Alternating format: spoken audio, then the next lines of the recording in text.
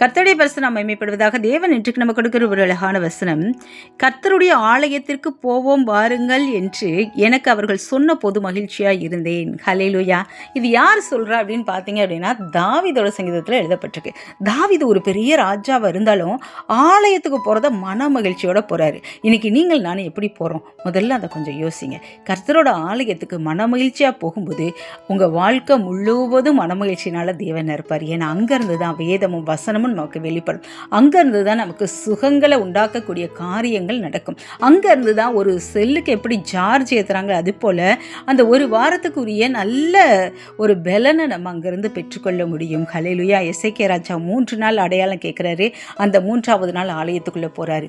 ஏசாயா பார்க்குறாரு, ஆலயம் முழுவதும் அவருடைய மகிமையினால் நிரம்பி இருக்கிறத பார்க்க முடியுது. ஹல்லேலூயா. ஸோ நீங்களும் கர்த்தரோட ஆலயத்துக்கு மனமகிழ்ச்சியாக போகும்போது அந்த வருடம் முழுவதிலும் நம்ம மனமகிழ்ச்சியாக நிரப்புவாராமே.